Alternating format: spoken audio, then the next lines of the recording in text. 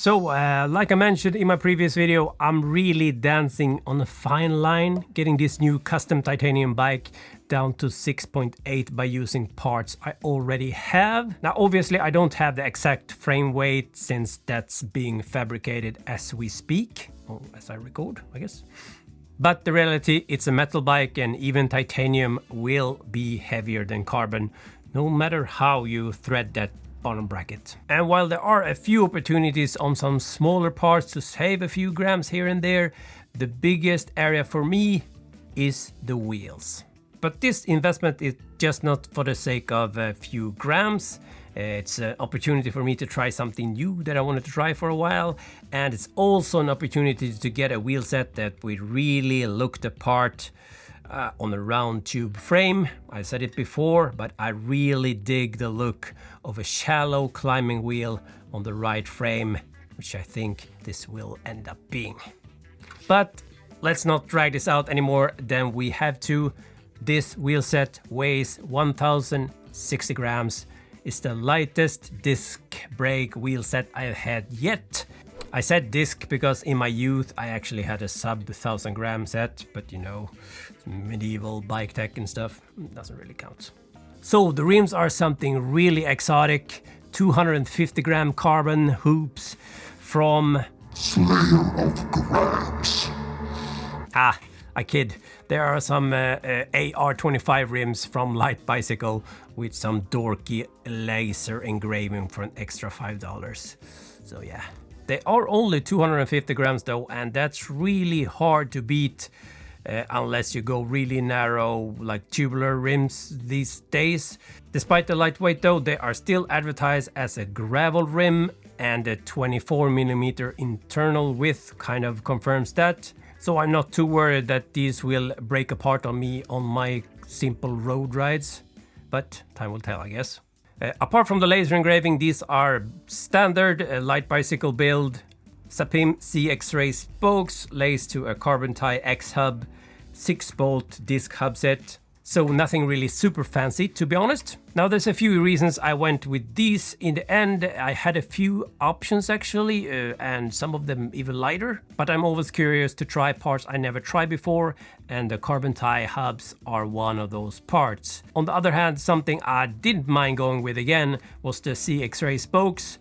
They're just reliable, and I know I can source replacements locally if something ever would happen, which I have never broken a CX-ray spoke in my life. The only spoke I ever broken is actually the extra light hyper spoke, and that's one reason I didn't want to go down that road again and get the new Cyberdisc 327, I think they're called.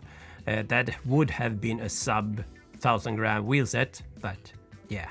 I also had a brief idea of getting a custom built set with MV 2.3 rims, Sapim spokes, and extra light hubs again. But the rims alone would be more than this wheel set costs, like fully complete. And that's basically the main reason why I ended up going with these from Light Bicycle again. Taking advantage of the Black Friday sale they had last year, these were $1,100 delivered to my door, which is pretty damn good in terms of value for lightweight, in my opinion. Now, I guess I need to address a question that always comes up every time I bring up a wheel set in my videos, and that is why I don't use fabric spokes or like PI rope or Berd spokes.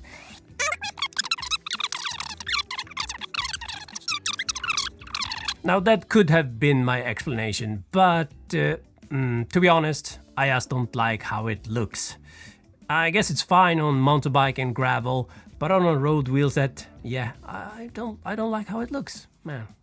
Of course, everyone has the right to have the wrong taste, so if you like it, no problemo.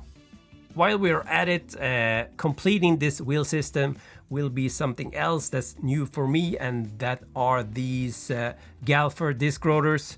Now, from my research, they are pretty popular and well received in general, and thanks to the 6-bolt version of these hubs, I could go with the 6-bolt version of the rotor, which only 56 grams, and that is almost the same as my carbon tie rotors, which are about like 4 times the price.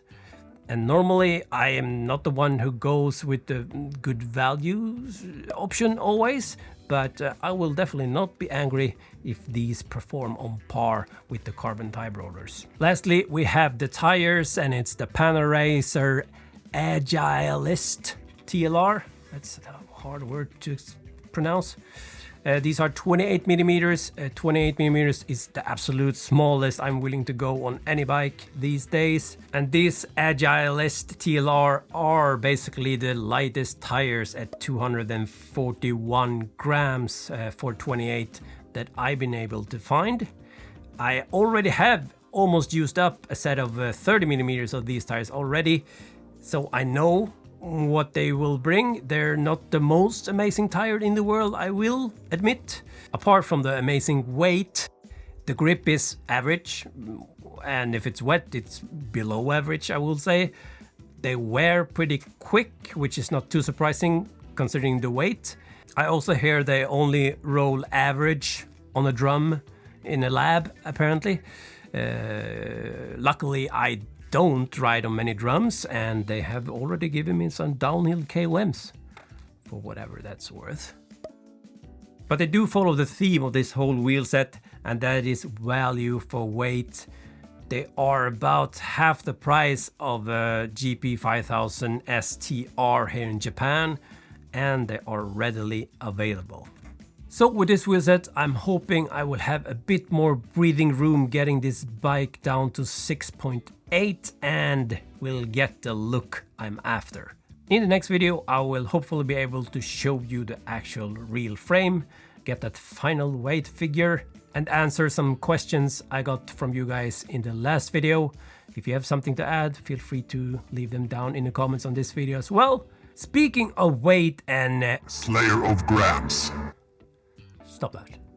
I started a sneaky little new channel, and to be clear, you don't have to subscribe to this or all that kind of crap.